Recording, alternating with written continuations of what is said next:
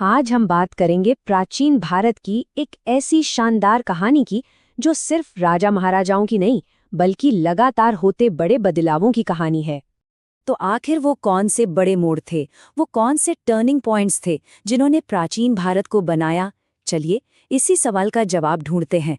हम शुरू करेंगे पहले शहरों से, फिर देखेंगे कैसे महान साम्राज्य बने और कैसे नए नए विचारों ने जन्म लिया। तो हमारी कहानी की शुरुआत होती है दुनिया की सबसे पुरानी और कह सकते हैं सबसे रहस्यमयी शहरी सभ्यताओं में से एक के साथ। नाम है सिंधु घाटी सभ्यता। लगभग 2500 ईसा पूर्व। सोचे, ये वो वक्त था जब ये सभ्यता अपने चरम पर थी। सदियों तक ये फली फूली, इसका इलाका भी छोटा मोटा नहीं था। आज के पाकिस्तान और पश्चिमी भारत का एक बहुत बड़ा हिस्सा इसमें शामिल था। लेकिन फिर करीब 1900 ईसा पूर्व के आसपास कुछ ऐसा हुआ कि ये धीरे धीरे खत्म होने लगी और अपने पीछे छोड़ गई बहुत सारे अनसुलझे सवाल। और देखिए, ये कोई आम सभ्यता नहीं थी। हजारों साल पहले यहाँ शहर थे जो ग्रिड पैटर्न पर बसे थे, मतलब एकदम प्लान्ड। घर पक्की ईंटों के बने थे और मोहनजोदड़ो का ग्रेट बाथ जैसी लाजवाब इमारतें थीं। ये सब उस जमाने के हिसाब से बहुत ही एडवांस्ड इंजीनियरिंग और सोशल प्लानिंग का सबूत है।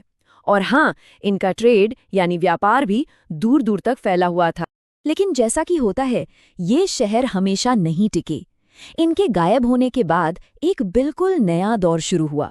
एक ऐसा दौर जिसकी पहचान अब ईंटों और इमारतों से नहीं थी, बल्कि पवित्र ग्रंथों और कुछ बड़े क्रांतिकारी विचारों से थी। ये एक जबरदस्त सोशल शिफ्ट था, एक बहुत बड़ा बदलाव।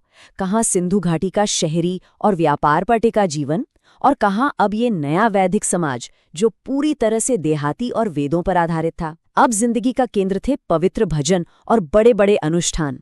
मतलब मटेरियल प्रोग्रेस से ज्यादा स्पिरिचुअल नॉलेज को इम्पोर्टेंस दी जाने लगी।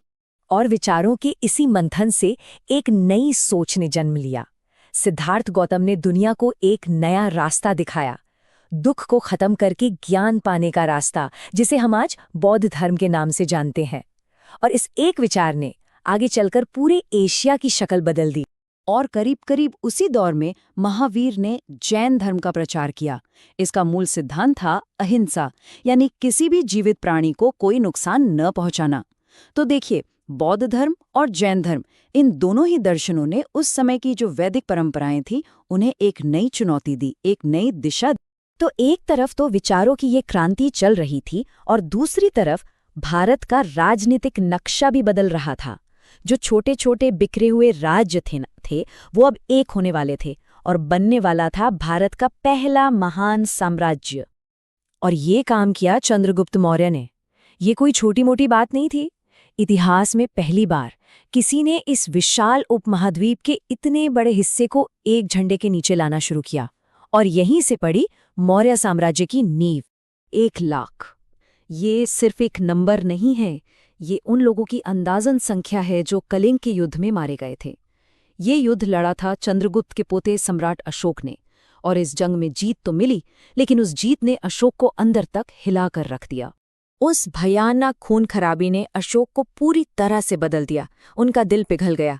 उन्होंने हमेशा के लिए युद्ध का रास्ता छोड़ दिया और बौद्ध धर्म अपना लिया।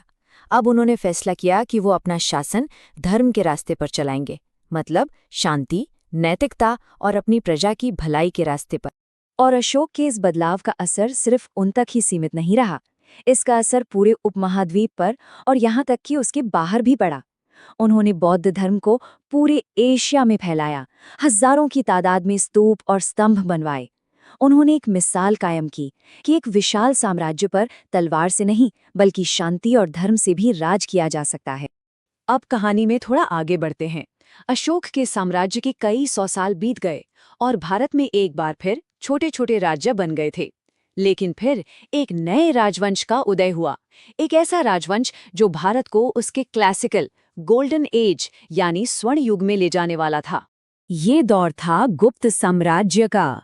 इस समय देश में काफी हद तक शांति और समृद्धि थी, और जब ऐसा माहौल होता है तो कला, विज्ञान और संस्कृति को फलने फूलने का मौका मिलता है। और ठीक यही हुआ। भारत उस समय दुनिया के लिए ज्ञान का एक बहुत बड़ा सेंटर बन गया।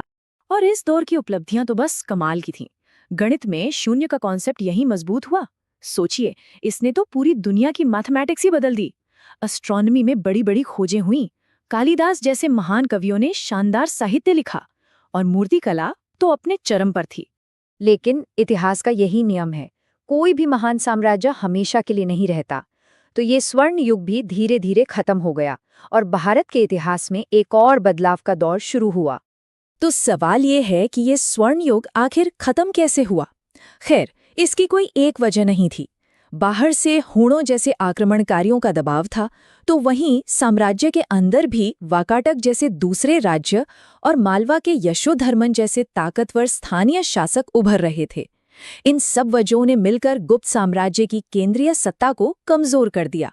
तो आखिर में एक सवाल उठता है, क्या महान साम्राज्य वाकई में खत्म हो जाते हैं या वो सिर्फ अपना रूप बदल लेते हैं? देखिए, प्राचीन भारत के ये बड़े बड़े साम्राज्य भले ही वक्त के साथ बिखर गए, लेकिन उनकी विरासत वो आज भी जिंदा है। फिलॉसफी, साइंस और आर्ट में उन्होंने जो नींव रखी थी, उसका असर सिर्फ भारत पर ही नहीं बल्कि पूरी दुनिया पर पड़ा।